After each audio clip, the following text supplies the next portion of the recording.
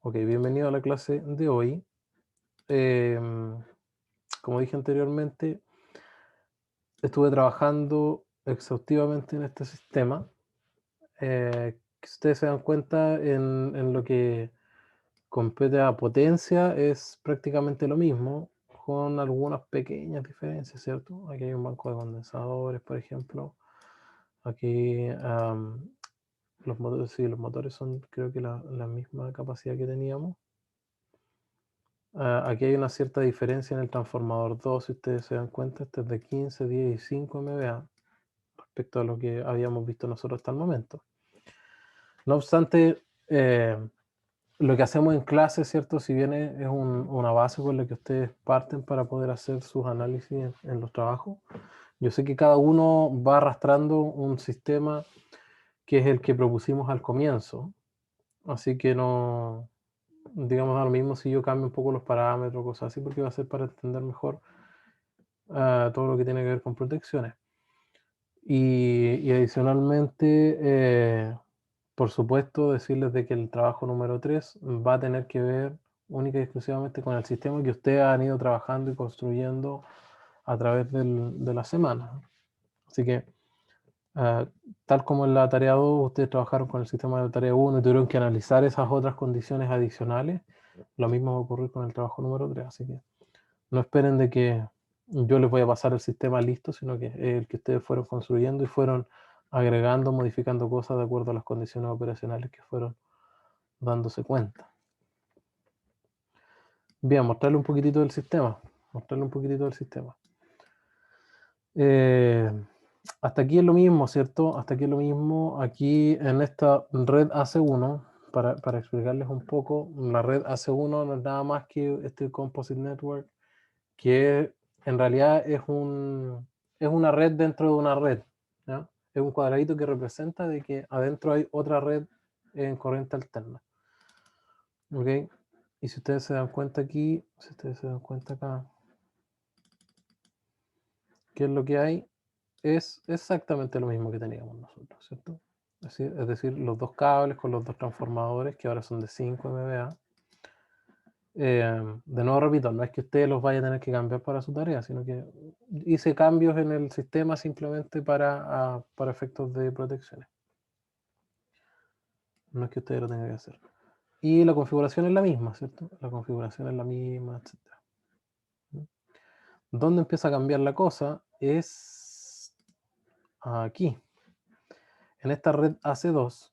¿Qué es lo que teníamos nosotros aquí? Una carga estática, ¿cierto? Una carga estática, que era como de 2000 kVA, más o menos. Entonces usted ve acá, yo tengo aquí todo un sistemita más o menos importante. ¿Qué es lo que hay? Un cable, una barra, ¿cierto? Aquí hay un MCC, por lo tanto deberíamos esperar que adentro hayan puros motores. Justamente eso es lo que hay. Una bomba para accionar a través de un VDF, una carga estática, otra carga estática. Es decir, una sala eléctrica, digamos, más o menos chiquitita. Con su respectivo transformador. ¿Qué tenemos acá? Tenemos una bomba, tenemos un transformador 7, una línea aérea que alimenta una carga monofásica, fíjese, ¿ya? Eh, y esto lo hice en realidad para que ustedes pudiesen ver la variedad de cosas que uno puede agregar a ETAP. ¿Mm? Este monito que está acá no es nada más que un acoplador trifásico o monofásico para poder modelarlo, ¿cierto? Y lo que hacemos es simplemente conectar una carga monofásica a un sistema trifásico que se toma de una de las tres líneas simplemente, ¿ya? De una de las tres líneas de esta fase. Y por lo tanto, eventualmente aquí se genera, digamos, un sistema desbalanceado. Pero es tan chica esta carga respecto al total, digamos, que hay consumiendo en la barra principal, de que en realidad, si bien hay un desbalance, no es tan importante o no es relevante analizarlo de forma separada porque no va a tener ninguna influencia. De hecho, cuando nosotros hacemos un flujo de potencia balanceado, no, no hay corriente, no hay flujo de potencia por este elemento porque es monofásico. Aquí hay otro MCC o CCM, como quieran verlo. Y aquí sí que hay puros motores. ¿Sí? Y fíjese que aquí hay otro elemento raro, diferente a ese que está ahí. Ese es un Composite Network que, como les decía, es otra red, es como una continuación de la red que está metida en una cajita. Pero este CCM es particularmente a otro elemento que está aquí, que está al ladito del Composite Network. Y no es nada más que una cajita que adentro tiene directamente una barra que tiene el mismo nombre que el elemento que nosotros creamos afuera, CCM se llama en este caso, y ahí normalmente nosotros le conectamos puros motores o carga. Esa es una diferencia. Y tercero es un sistema de paneles que está acá, que como les decía yo, este sistema de paneles no es otra cosa que enchufes trifásicos, ¿cierto? Enchufes industriales trifásicos y monofásicos. Entonces, aquí tenemos un panel trifásico, ¿cierto? De 4 cables, o como dice ahí, 4 wires, y en el cual nosotros alimentamos otro panel y además alimentamos un transformador monofásico que alimenta un sistema de paneles. No estoy hablando de paneles fotovoltaicos, sino que un tablero eléctrico que tiene salidas trifásicas y monofásicas, ¿cierto? Conectores rojos y conectores azules, en estricto rigor.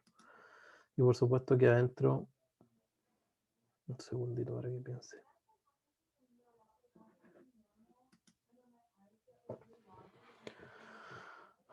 Hace tiempo que no abría ese sistema de panel, entonces ahora me la está cobrando. Bueno, esa es la protección.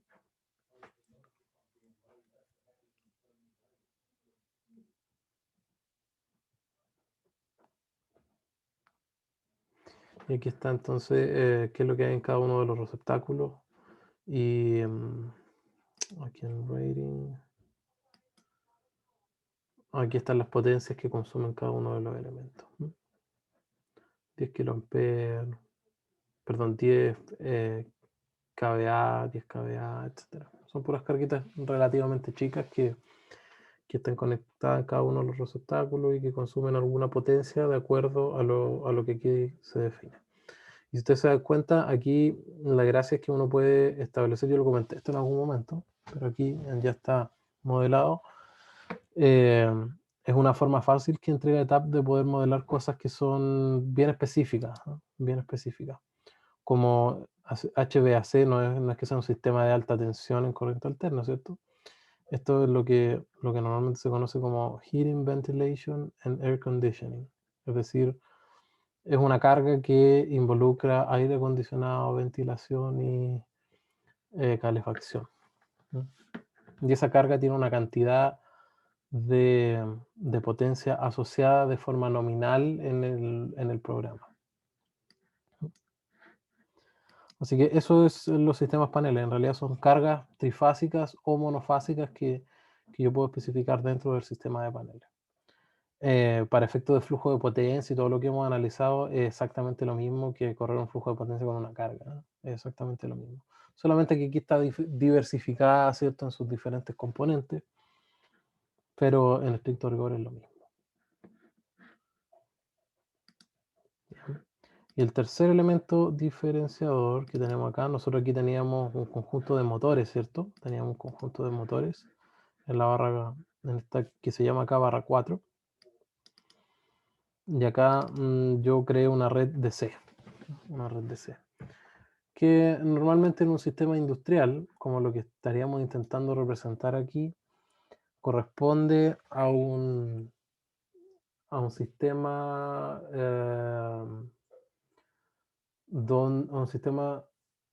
eléctrico en corriente continua, donde normalmente se alimentan todos los controladores de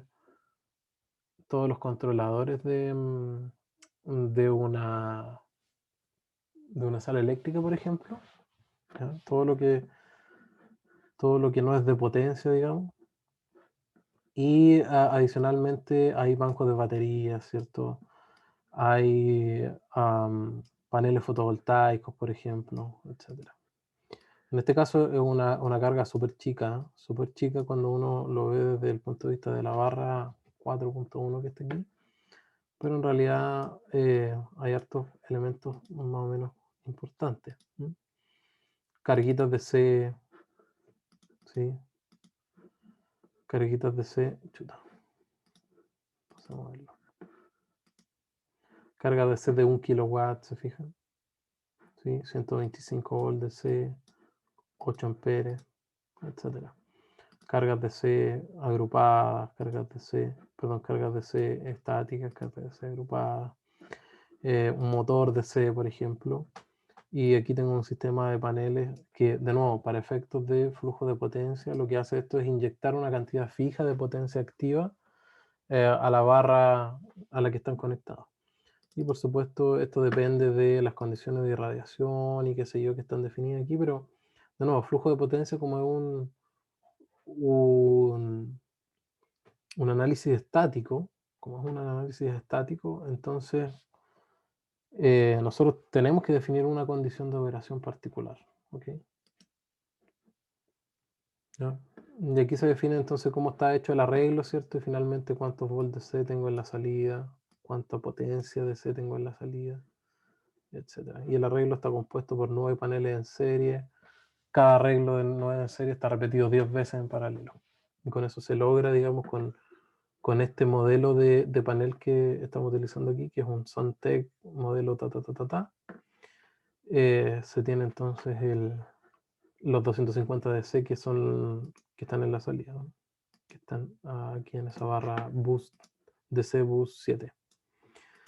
Y aquí lo que hice es a través de un switch poder elegir, digamos, la alimentación de esta carga, que es una carga que está alimentada a través de un inversor, por supuesto, a través directamente de los paneles, o si hacemos clic y cambiamos la posición, estamos alimentando esa carga a través de todo nuestro sistema, digamos, de la forma tradicional. Eso. Pero si bien hay hartos cambios o hartos elementos más, ¿cierto? Como usted puede ver, tuve más o menos un poco de tiempo para poder hurguetear aquí y hacer algo más interesante. Si lo ve a grosso modo es lo mismo. Si lo ve a grosso modo es lo mismo. Porque sí, esta carga en realidad es tan chica que no le hace mucho al sistema, ¿cierto? No le hace mucho al sistema. Y en realidad, si usted se va al diagrama unilineal general, se mantiene prácticamente lo mismo, ¿cierto? Aquí van los dos transformadores hacia abajo con las respectivas cargas, y esto finalmente nosotros lo teníamos modelado como una carga, y esta red de C para nosotros era una barra que alimenta una carga, ¿cierto? Y un conjunto de motores. Así que, en realidad, le voy a dejar disponible de todas formas este sistema para que usted lo pueda revisar, pueda hacer flujo de potencia y pueda ahí ver en detalle qué grandes diferencias existen desde el punto de vista de flujo de potencia y cortocircuito, dado todos los elementos que hemos agregado. Así que en ese sentido, usted ya tiene toda la herramienta y creo que no hay nada muy nuevo que yo le pueda explicar que usted no sepa hacer, ¿no? Profe, ¿Sí? la versión, ese archivo como ETAP 12.16, ¿sirve igual al 12? ¿O... Sí, sí, lo que pasa es que yo lo puedo exportar en una versión anterior, así que yo lo Ah, exporto en ok. la versión 12.6. Sí, y bueno, en realidad no era mi intención cambiarme de versión, nunca lo ha sido, no me ha gustado, no me gusta mucho la versión 16 porque tiene algunos detalles. Hasta el momento no he tenido problemas, pero no pude derechamente instalar en la versión 16, ¿no? Ahora estoy trabajando desde una máquina virtual y la máquina virtual definitivamente no me deja instalar el 12.6. Así que eso. Bien, vamos entonces ahora a lo que nos atañe, y es la inmensidad de protecciones que hay aquí. La inmensidad de protecciones que hay acá. Entonces, nosotros quedamos en la última clase, hace 2 semanas, 2 o 3 semanas ya, en que estábamos viendo las curvas de operación, ¿cierto? Particularmente las 50 y 51 de cada una de las protecciones de los elementos que nos interesaba proteger, que eran todos en realidad, ¿cierto? Eran todos los elementos del sistema. No obstante, nosotros teníamos que establecer algunos,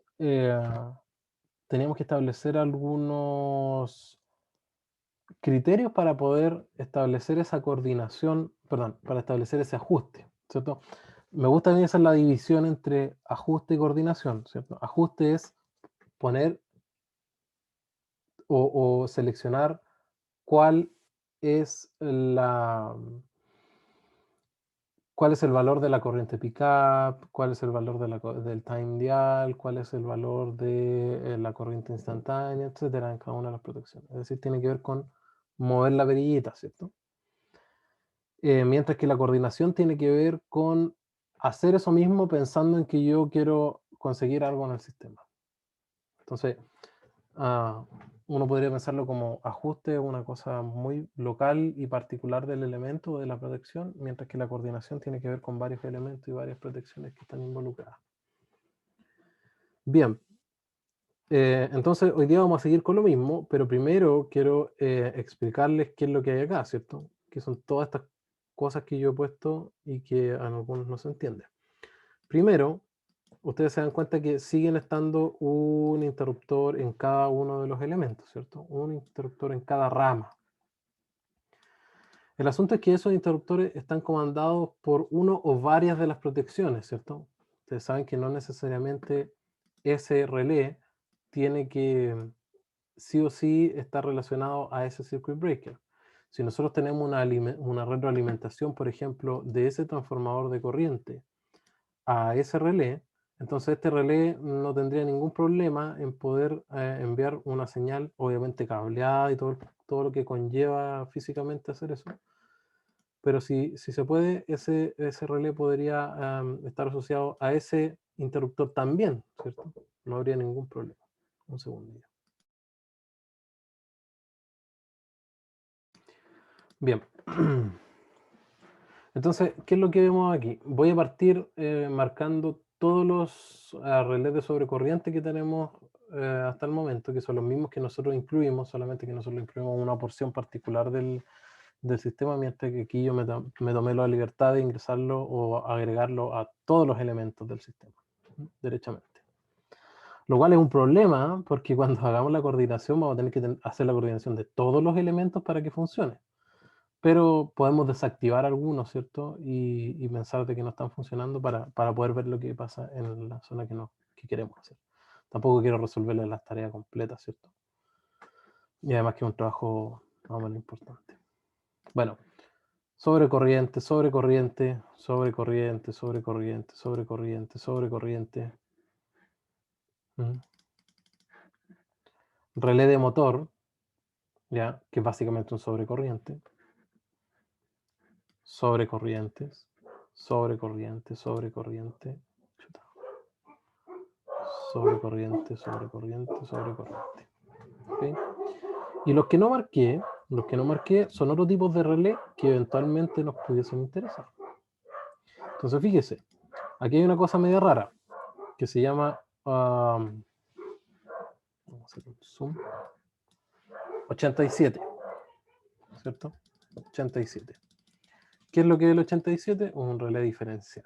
Entonces fíjese lo que hace ese relé. Eso lo puse de puro mono en realidad porque no tiene ninguna operatividad en nuestra red. Un relé diferencial entonces lo que hace es medir una entrada que tiene que ser igual a una salida, y si no se cumple esa diferencia, entonces quiere decir que hay una fuga o una falla, o una falla que produce una fuga de corriente entre medio, entre una entrada y entre una salida. Entonces fíjese que aquí lo que nosotros estamos comparando es esa entrada con esa salida, y si esa diferencia, obviamente considerando las respectivas diferencias que pueden haber por la razón de transformación que hay en el transformador,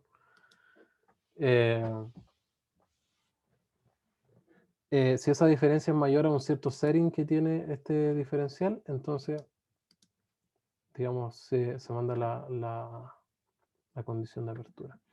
Entonces, el diferencial o el terminal 1 del diferencial va a ser el transformador de corriente 2, que es el que está definido aquí arriba.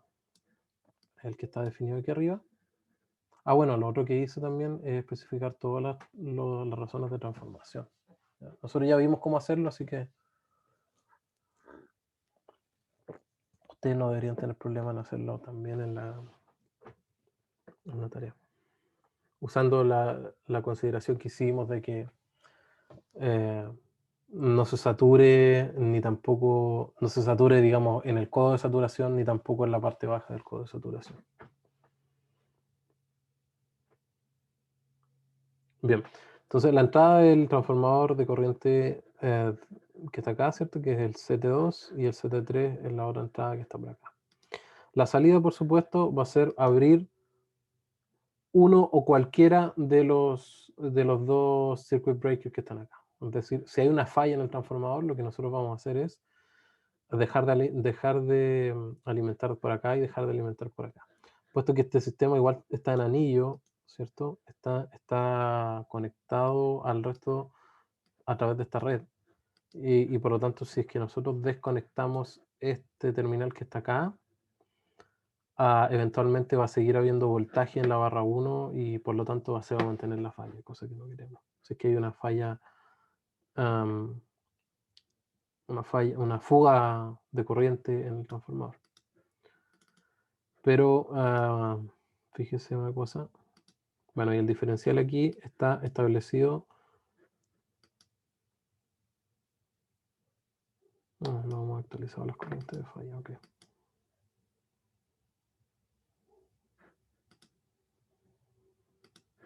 Ok. Bien, entonces este está seteado para una diferencia instantánea. Por diferencia instantánea y por lo tanto, cuando hay una diferencia en la corriente que entra por el primario y la corriente que sale por el secundario, entonces el diferencial abre. ¿Y por qué les digo que esto lo hice solamente para ejemplificar? Porque en realidad nosotros no podemos simular una fuga de falla, o sea, una fuga de corriente en el transformador. Derechamente no podemos. Entonces no tiene ningún sentido ese diferencial en la simulación. En la realidad, por supuesto que va a ser importante, ¿cierto? Hay muchas condiciones que pueden producir una fuga de corriente en un transformador y ahí sí que vale la pena tener un diferencial. Pero desde el punto de vista de simulación no agrega nada, ¿cierto? No agrega absolutamente nada. De hecho, nosotros no vamos a poder tener ninguna condición de operación en el sistema que produzca que opere ese relé y por lo tanto abra el CB3 y el CB4. Así que simplemente se los muestro como una condición que en la realidad existe, pero que por ningún caso la podemos simular aquí. Bien, segunda cosa extraña es este amiguito de acá, ¿cierto? Hay un transformador de corriente en el neutro del secundario de ese transformador. Raro, o no raro, ¿cierto? Para quien sabe, no es raro. ¿Qué es lo que estaríamos midiendo ahí? ¿O qué podríamos saber nosotros al medir una corriente de un neutro?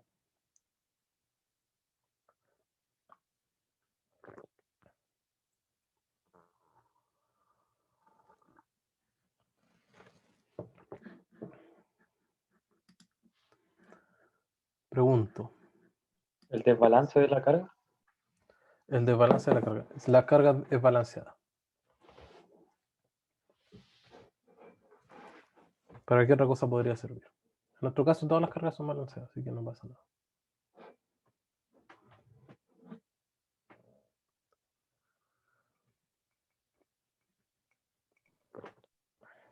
Si existe una falla asimétrica.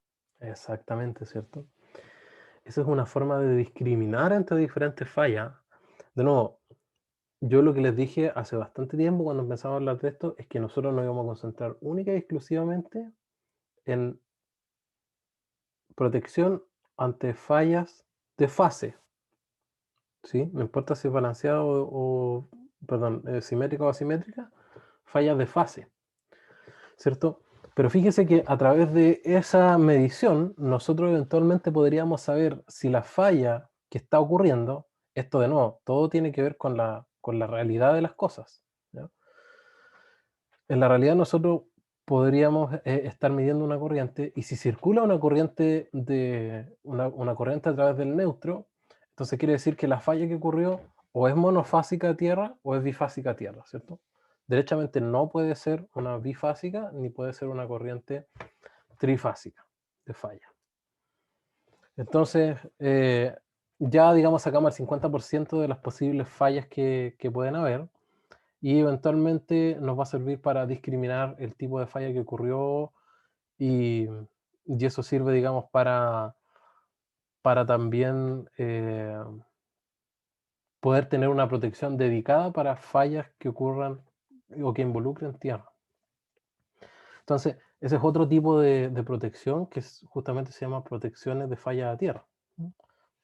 Diferente a la que nosotros vamos a ver, que se llaman protecciones de falla de fase. ¿Se fijan? Esa es la diferencia, y por eso yo me puse el parche antes de la herida, porque en realidad por ningún motivo nosotros alcanzamos a darle 2 vueltas al asunto y ver también las fallas a tierra, pero las condiciones que nosotros hemos establecido o que vamos a establecer en la parte de falla a fase son muy similares a las que podrían preponderar en una falla a tierra. La diferencia, por supuesto, es que siempre la condición que ocurra tiene que tener involucrada una corriente que circula a través del neutro del transformador. Y ya sabemos que en una falla una falla asimétrica, sí ocurre esa condición. Entonces fíjese, fíjese lo que yo podría hacer con este overcurrent. Yo podría decirle, mira, yo quiero que tu overcurrent tengas una curva de protección para la condición de falla de fase, ¿cierto? Y quiero que tengas una curva de protección para la condición de falla a tierra. ¿Mm? Y por lo tanto nosotros deberíamos utilizar para esa coordinación las corrientes de cortocircuito monofásica y bifásica a tierra. Entonces hay una gran diferencia en aquello. Entonces, en realidad es una función de protección dedicada para ese tipo de falla.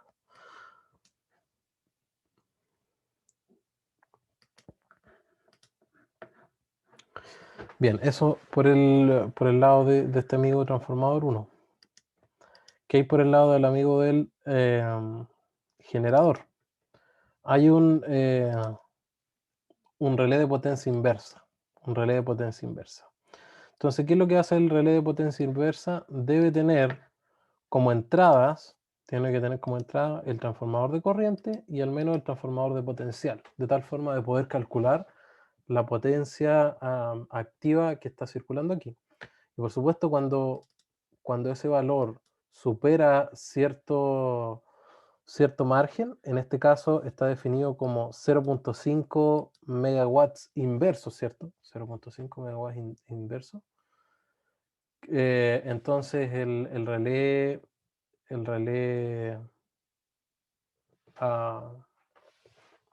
opera, en realidad. Y además tiene condiciones de sobrecarga.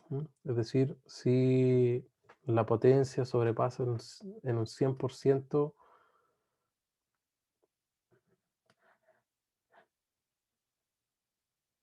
sí,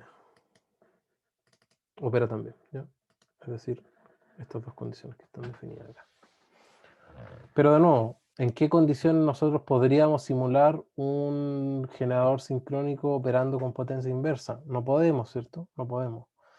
De hecho, el flujo de potencia nos va a alegar antes de que opere o que revise, digamos, las protecciones, porque los generadores están definidos para poder inyectar potencia. Y de hecho, la curva de capacidad tiene asociada una potencia mínima que nosotros no podemos establecer, no podemos, digamos, pasarnos para el otro lado. Entonces, de nuevo, está de mono ese relé de potencia inversa. Este sobrecorriente, si ustedes se dan cuenta, tiene asociado otro tipo de transformador de corriente medio extraño, ¿cierto? Medio extraño, y esto también lo vimos nosotros. Pero la diferencia es que este es un relé de tierra, o en realidad lo que está midiendo es el conductor de, no el conductor de fase, sino que el conductor de neutro, el conductor de tierra, de aterrizamiento de este generador sincrónico. Y de nuevo, ¿cuál es la utilidad de eso? Poder discriminar cuando ocurra una falla a tierra en vez de una falla de fase, ¿no? Y por lo tanto, tener eh, una función de protección dedicada para la condición de falla a tierra. Ese es el objetivo. Y bueno, aquí tengo asociado también un transformador de voltaje, un transformador de potencial. Pero si ustedes se dan cuenta, en realidad no estamos protegiendo nada respecto de eso. Simplemente es una entrada que pasa por este OCR para que vaya directamente al relé de potencia. Bien, eso respecto de esos dos amigos que están ahí. Otras cosas medio extrañas que aparecen acá es un switch a tierra y aquí un switch de abierto cerrado. Un switch abierto cerrado que lo que hace es emular lo que podría ser un switch de aterrizamiento en una subestación de media o de alta tensión. Siempre los equipos, cuando uno los desenergiza, ¿cierto? Para motivos de mantención o lo que sea, uno necesita aterrizarlos. Y muchos de los elementos de un sistema de potencia, sobre todo en las subestaciones, tienen derechamente estos switch a tierra que operan única y exclusivamente cuando el equipo está desenergizado y uno en esa instancia, digamos, están desbloqueados y yo los puedo cerrar los switches. Porque si está energizado, si digamos, y yo cierro este switch, entonces estoy autoprovocando una falla a tierra y nadie quiere eso, ¿cierto?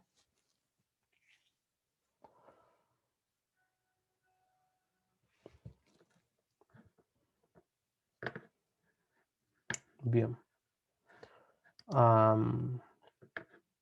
Eso es lo que emula estos switches que están acá. En realidad, si uno quisiese, por ejemplo, en nuestro caso, cuando nosotros simulábamos una condición en que no teníamos la red externa, ¿cierto? Ustedes ya establecieron en la tarea número 1 de que no era posible solamente con ese generador poder alimentar la totalidad de cargas que tiene el sistema. ¿Ya? Eso no se puede hacer. Por lo tanto, no voy a hacer un flujo de potencia aquí porque me van a salir millones de alertas. Pero lo correcto que debiésemos hacer acá es hacer esto. Hacer eso.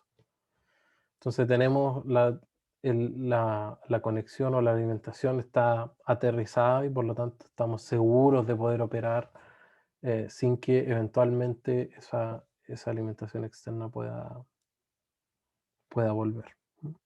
Entonces, en realidad es de nuevo una cosa más de dibujo que otra cosa, y lo que hace es poder representar en el unilineal lo que eventualmente podría pasar en la realidad, en una operación real.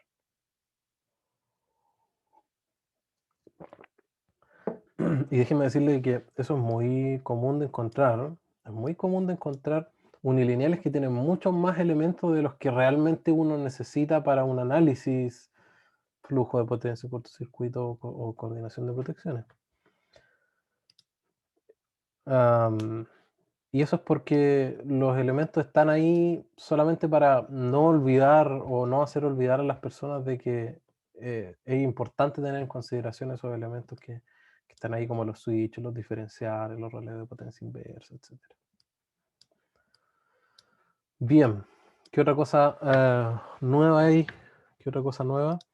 Un relé de motor dijimos que en realidad presta o tiene las mismas prestaciones que podría tener un relé de sobrecorriente. Pero aquí aparece este amiguito que es un relé de voltaje, ¿sí? 2759, sobre y bajo voltaje. Y fíjese lo que hace este relé. ¿ya? El setting es muy simple, no tiene una curva asociada, y por eso en realidad yo tampoco lo había comentado antes, porque es muy requete simple la forma en que funcionan estos relés. Como nosotros estamos midiendo el voltaje en esa rama, digamos, en ese motor, en los terminales, en este caso sería el mismo voltaje que hay en la barra 1, porque está antes del cable el medidor. Y nosotros le decimos a este relé, mira, si el voltaje está de un 93% o más bajo, y ese voltaje o esa condición de bajo voltaje se mantiene por 100 milisegundos o más, entonces haga la acción de abrir. Haga la acción de abrir. ¿Qué significa eso en términos de lo que nosotros podríamos modelar en el sistema? Es que una condición de falla, por ejemplo, ¿qué pasa si tenemos una falla en la barra 3? ¿Cierto? Ustedes saben que durante falla, en todas las barras del sistema, existe una desviación respecto del valor nominal, ¿ya?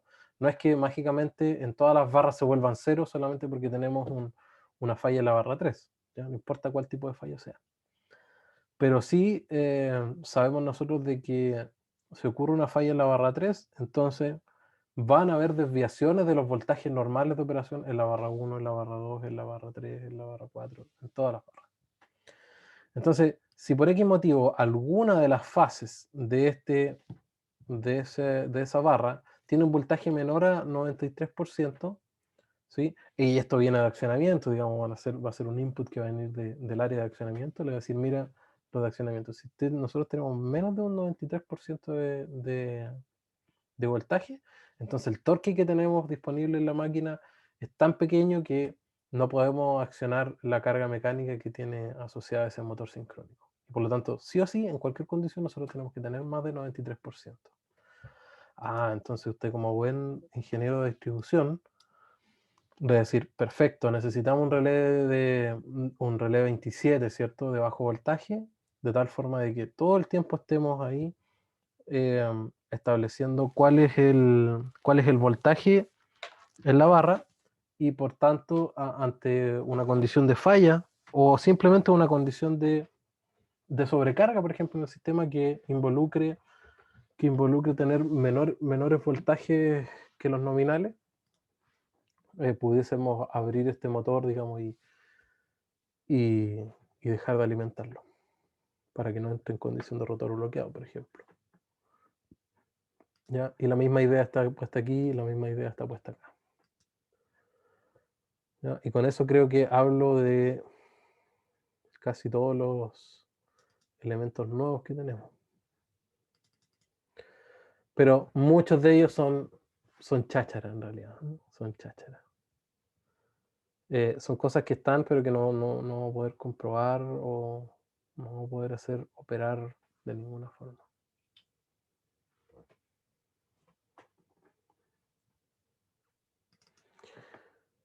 Y bien, aquí es donde nosotros quedamos. Aquí es donde nosotros quedamos. Y en lo que me quiero concentrar hoy es justamente en poder establecer el ajuste de estas protecciones, particularmente de esa y de esas dos. Así que démonos por pagados hoy día si podemos considerar todo lo que involucra estos elementos que están aquí y poder ajustar en primera instancia y en segunda instancia coordinar estas protecciones que están acá.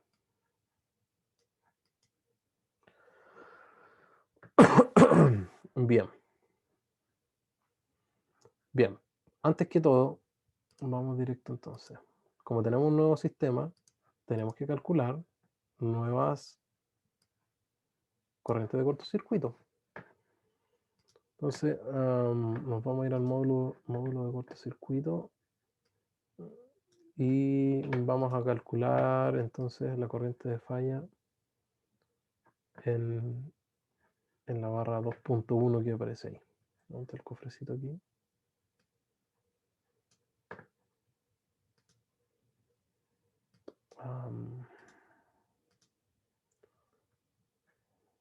Aquí se nos movió.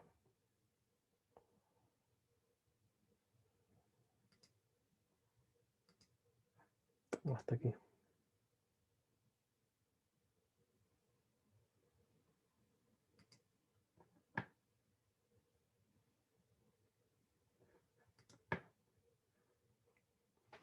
Pa.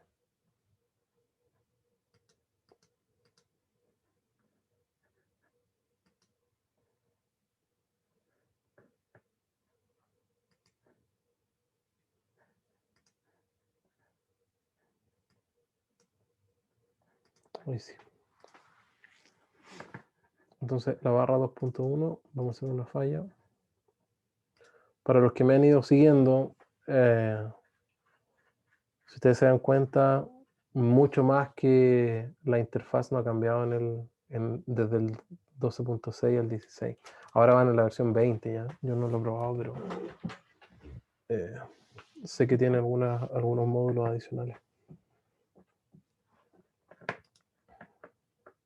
De hecho, aquí ya aparecen algunos módulos adicionales. Switching Optimization. Contingencias M-2, bla, bla, bla. Okay. Curvas PV.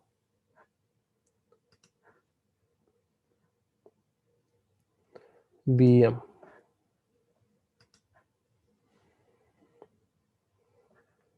¿Qué tenemos entonces en esta barra? Tenemos 22.52 kA en la barra 2.1 y por lo tanto vamos a tener que considerar aquello para nuestra coordinación. Refrésquenme la memoria. ¿Qué teníamos que hacer cuando queríamos establecer la corriente pickup?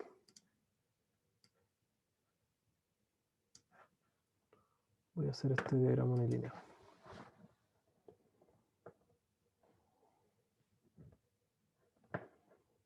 Aquí está. Entonces aquí tenemos nuestra diagrama de protección, digamos, de este 50-51 que está aquí. Ahí están las dos unidades, ¿cierto? La unidad instantánea y la de sobrecorriente de tiempo inverso. ¿Qué teníamos que hacer para definir este pickup que está aquí? ¿Qué es lo que dijimos?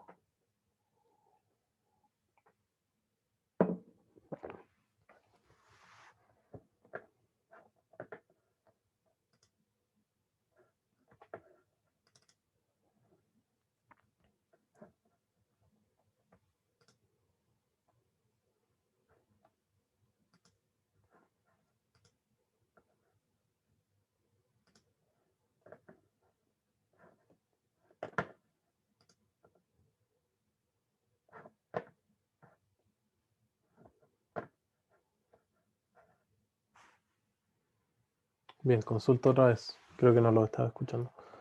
¿Qué tengo que considerar para definir la corriente pickup de una protección? Refrescando la memoria, se llama esta sección.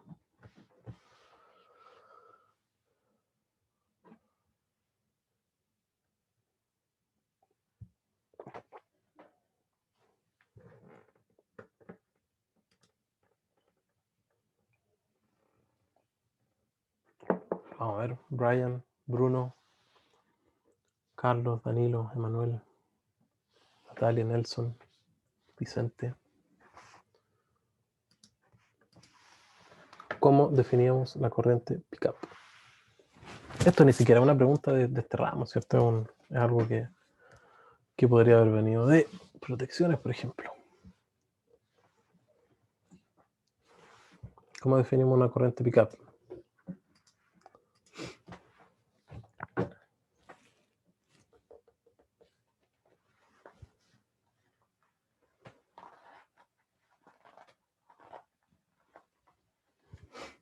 ¿No? ¿Alguna idea?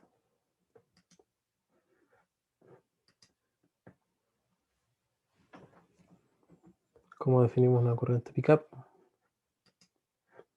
Flujo de potencia, ¿cierto? flujo de potencia. Entonces le recuerdo que lo que nosotros hacíamos aquí es mirar cuál es la corriente que circula por la protección que nosotros vamos a estar seteando. Entonces, en esta condición que nosotros estamos mirando aquí, lo que estamos modelando es la peor condición, ¿cierto? Es la peor condición de carga. ¿Por qué? Porque están todas las cargas y todos los motores están especificados de acuerdo a su loading category de 100%. Es decir, todos los elementos que tenemos conectados están operando al 100% de su carga. Y por lo tanto nosotros podríamos asociar aquello a la peor condición, digamos, a la que nos podríamos enfrentar en términos de cargabilidad. Y por lo tanto, las mayores corrientes de operación que nosotros pudiésemos tener en el sistema se dan en esta condición que nosotros estamos modelando aquí. Muchos, no sé si muchos, pero algunos de los grupos del trabajo número 1, justamente lo que hicieron fue decir, mira, vamos a simular entonces otra condición de operación, una condición de menor cargabilidad, todos los elementos operando al 50%. Otra condición de cargabilidad, ¿cierto? Otros voltajes, otro flujo de potencia, otro todo. Y por lo tanto es una condición válida de analizar.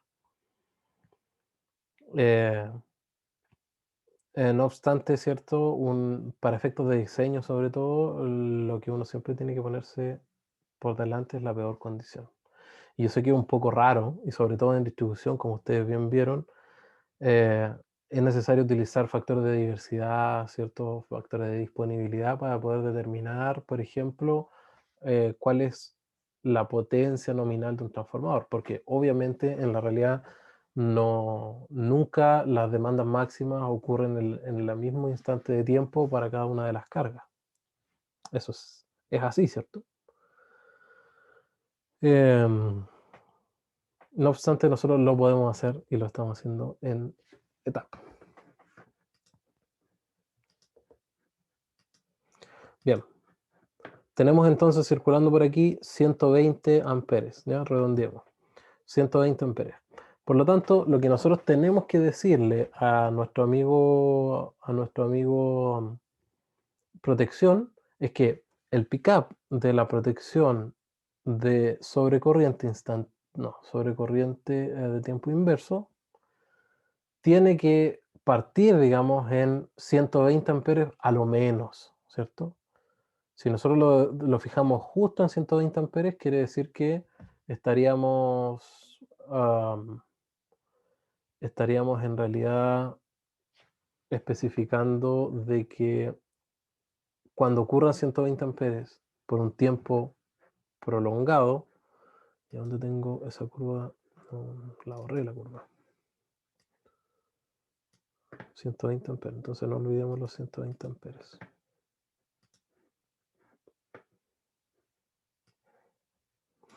Aquí está. Entonces, ajustemos esto a 120 amperes.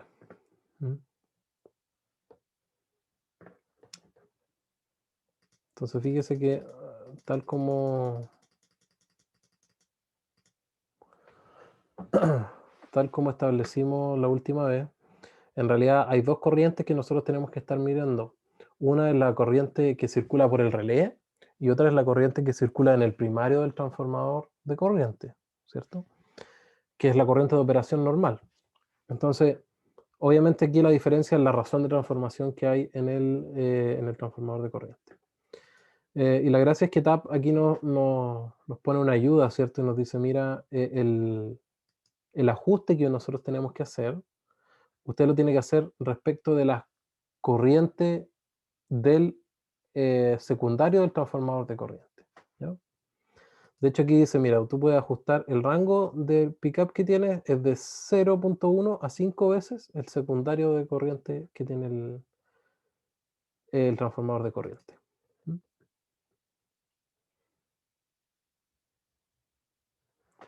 Y por lo tanto, un pickup de 0.6 aquí, un ajuste de 0.6, significa 3 amperes en el relé, y lo que significa en el primario 120 amperes. Eso es lo que está diciendo aquí. Perfecto. lo ajustamos, si ustedes se dan cuenta, antes de poner OK, la curva, digamos, se fue un poco hacia la izquierda, ¿cierto? Porque estaba ajustado en otro valor. Y ahora tenemos un pickup de 120 amperes. ¿Qué significa 120 amperes de corriente pickup? Significa de que cuando... Voy a hacer un zoom aquí. Ahí está. Cuando ocurra una corriente, voy a tratar de ejemplificar con esta.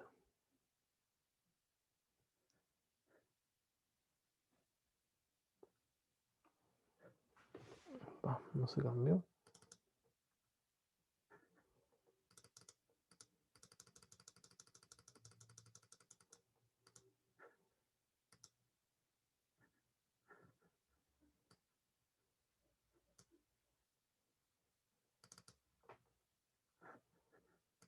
poquito más. De hecho, para ver aquello, no vamos a hacer así, ¿no? Vamos a decirle a este amigo, quiero ver el setting que tienes.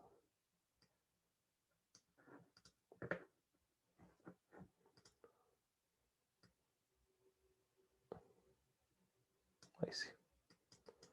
Si usted se fija, ahí están los 120 amperes. 0,6 el pickup significa 120 amperes en el primario transformador.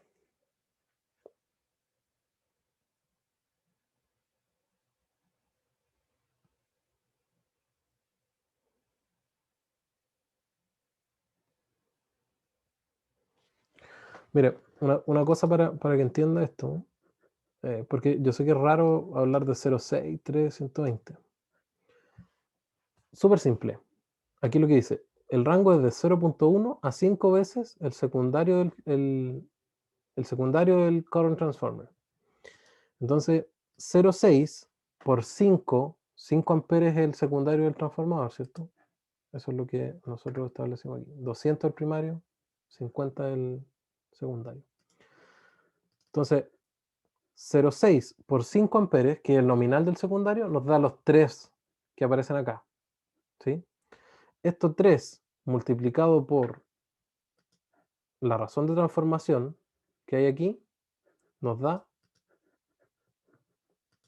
los 120 que están ahí. Esa es la relación que hay. Entonces, en realidad, aquí es como si fuesen por unidad, ¿cierto? 0,6 veces la corriente nominal en el secundario del transformador de corriente. ¿Okay? Eso es lo que estamos especificando ahí.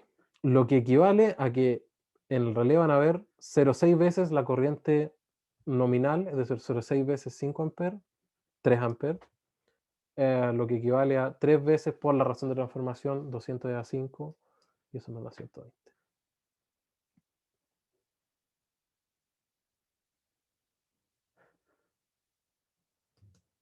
200 a 5. 5 por 4, es decir, 40 es la razón, 1 es a 40, y por lo tanto es esto multiplicado por 40 nos da 120. Ahí todo cuadra. Bien. Ahí está. ¿Se fija? Aquí les voy a explicar una de las cositas que no me gusta de este ETAP 16. Si yo cambio aquí, una cosa que hicimos antes, cambio aquí, le pongo OK, no se guarda. ¿Se fija? No se guardó. Si muevo la curva, sí se guarda. ¿Ya? Esa es una cosa bien maldita. Pero bueno, hay que lidiar con eso. Entonces, ¿qué significa esta corriente de 120 amperes de pickup? Significa de que cuando hayan 120 amperes, ¿cierto? Aquí lo vamos a... Cuando hay una corriente de 120 amperes que se mantenga por 714.3 segundos, entonces el relé va a enviar la señal de apertura al respectivo interruptor de potencia que tiene asociado en la salida. Eso significa en realidad. Y por lo tanto, ¿qué problema le ven a eso a ustedes? ¿Qué problema le ven al hecho de ajustar 120 amperes, que es justamente la máxima corriente que nosotros calculamos por flujo de potencia. ¿No le está dando así como decirle un porcentaje para la sobrecarga? Un porcentaje para la sobrecarga, ¿cierto? No hay porcentaje de sobrecarga. Entonces, si nosotros miramos acá,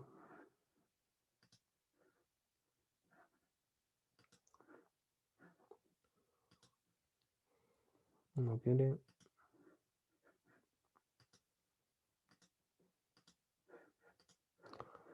cerrarse ahora la cuestión.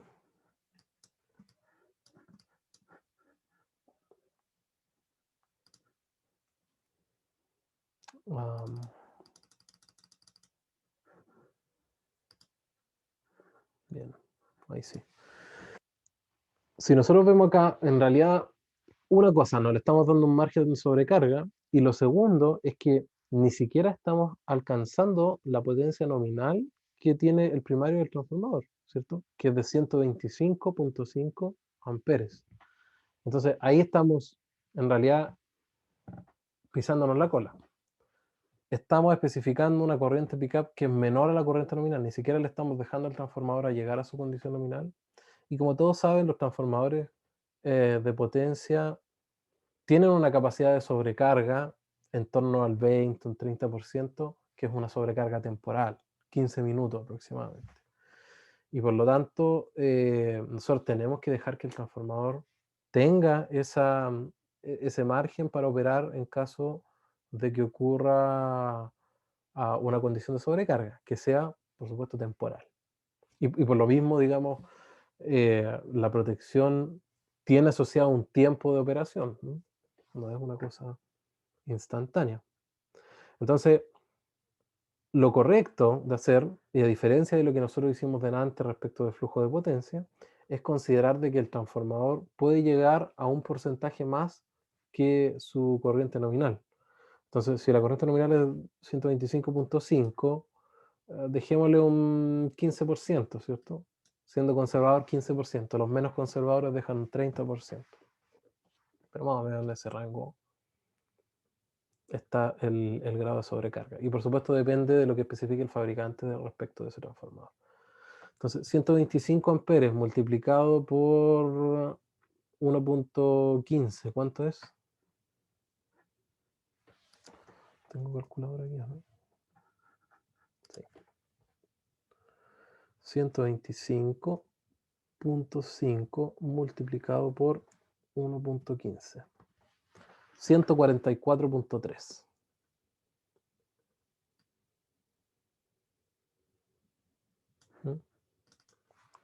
144.3. Entonces, ese en realidad debiese ser el ajuste correcto que nosotros debiésemos asignar a esa protección, ¿no? A la corriente pickup. Entonces, nos vamos a ir aquí, a este le vamos a decir el setting. Y vemos acá. ¿Okay? Entonces, ¿cuánto queremos? 144. Ya, 144, 0.72. No se cambió, pero lo cambiamos acá. 0.72. Y por ahí sí estamos bien con nuestra corriente pickup. Por ahí sí estamos bien con nuestra corriente pickup. Okay, si quieren podemos ver la grilla ahí, ok. Entonces estamos diciendo de que, de nuevo, cuando pasen como 700 segundos más o menos, 700 segundos con 144 amperes, entonces se va a enviar la señal de disparo. 700 segundos es bastante, ¿cierto? Es bastante, como 10 minutos. 10, poco más de 10 minutos, ¿sí? Ok, lo que está bastante bien para efectos de sobrecarga. Así que con eso ya tenemos definido uno de las tantas ajustes que podemos establecer con esta corriente pickup. Bien, el segundo ajuste que nosotros podemos hacer, el primero y el más básico, es la corriente pickup. Y como les dije, una forma de establecerlo es a través o de la condición de flujo de potencia o derechamente con la corriente nominal del elemento que tiene aguas abajo. ¿Mm? Ese es la condición que hay que ver.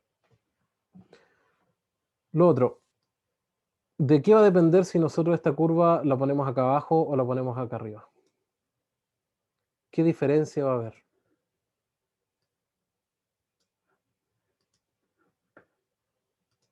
Pregunto.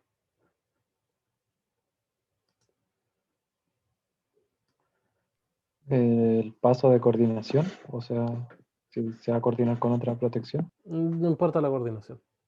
¿Qué diferencia? Por eso trate de dividir su análisis en ajuste, que es lo que estamos haciendo ahora, y coordinación, que es lo que vamos a hacer después, cuando vamos a pensar en que vamos a tener muchas curvas en una línea de coordinación respectiva. Por ahí dijo alguien, el tiempo de operación. Exactamente, el tiempo de operación. Es decir, si nosotros tenemos la curva aquí, donde está para una corriente de 385.3 amperes, nosotros vamos a tener que esperar 8.12 segundos para que opere la protección. ¿Mm? En cambio, si nosotros cambiamos el ajuste y dejamos esta curva para acá abajo, ¿cierto? Lo más abajo posible, ante esa misma corriente de 300 y tanto, ¿ya? Creo que era por ahí, vamos a tener que esperar 6.49 segundos. Entonces, en realidad, lo que estamos haciendo es, mientras más abajo tengamos la curva, menos tiempo va a tener que pasar para que ante esa corriente de falla o lo que sea, mientras menos tiempo esté esa falla, no, de nuevo, estoy hablando bastante. Menos tiempo vamos a tener que esperar para que esa falla haga operar el relé y por lo tanto el interruptor de potencia. ¿Okay? Entonces, como ustedes pueden esperar, lo deseable siempre es que estas curvitas no estén arriba, sino que estén lo más abajo posible. De tal forma de que ante una condición de cortocircuito o cualquier tipo de falla que nosotros tengamos, que no necesariamente tiene que ser un cortocircuito, donde eventualmente nosotros vamos a tener corrientes más o menos importantes, ¿cierto? Aquí aparece una flechita que después voy a explicar. Pero nosotros vamos a tener corrientes grandotas, ¿cierto? 26 kA, 20 kA, etcétera, que son las que ustedes mismos calcularon a través de los estudios de cortocircuito. Pero de nuevo, esas corrientes de cortocircuito que nosotros calculamos con los análisis ANSI e IEC son corrientes de cortocircuito máximas, idealizadas, ¿cierto? Que en la realidad es muy difícil que se den. ¿Por qué? Porque nosotros consideramos el máximo aporte del cortocircuito, porque consideramos que la impedancia de falla es nula, ¿cierto? Porque, porque nosotros vamos y tomamos todas las condiciones de operación y buscamos cuál es la mayor de todas, ¿cierto? Porque obviamente nuestro objetivo es poder especificar los interruptores de potencia para que en la remota posibilidad de que ocurra esa condición, entonces el interruptor esté bien preparado, digamos, para esa condición. Pero en la realidad, lo más probable es que usted el 95% del tiempo tenga corrientes de falla que son bastante más chicas que las que usted calcula analíticamente mediante los estándares ANSI e IEC que nosotros hemos estudiado. Entonces usted siempre va a tener corriente, en vez de esta grandota que tenemos por acá, vamos a tener corrientes más chiquititas, ¿cierto?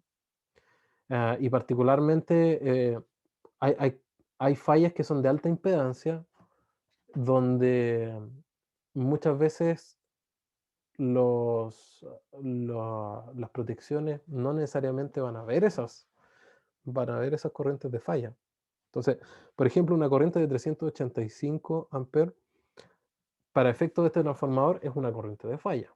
¿Sí? Es una corriente de falla.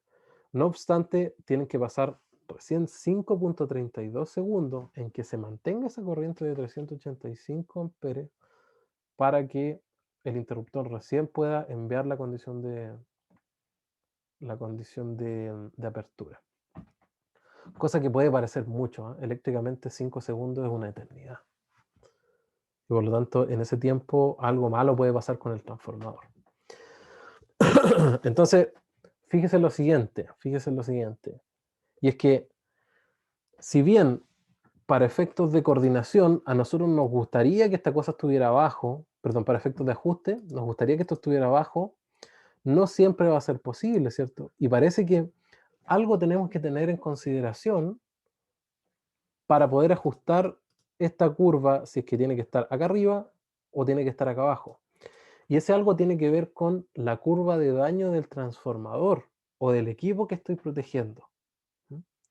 Eso es ultra relevante, ¿cierto? Es decir, todos los equipos tienen una curva de daño que está definida por una curva tiempo corriente en el que me dice, mira, si hay una corriente que circula por el transformador, que está dentro de esa curva de daño del transformador en este caso, entonces derechamente va a dañar el transformador y tu protección valió hongo porque no protegió el transformador. Entonces, a vuelta de comerciales, lo que vamos a ver es agregar justamente la curva de daño del transformador y la curva o el punto de inrush, de corriente inrush del transformador, que vamos a tener en consideración cuando ajustemos la protección. De nuevo, contexto, ajuste de una protección individual, ¿ya? Una vez que tengamos 2 o 3 curvas ajustadas, vamos a ver, bueno, ¿qué pasa cuando ponemos las 3 juntas en un mismo mapa, en un mismo tiempo corriente? Y ver si se cumplen nuestras exigencias de protección. Bien, eso por esta primera clase. Vamos a hacer una pausa y regresamos en 10 minutos más a la vuelta, en el otro link.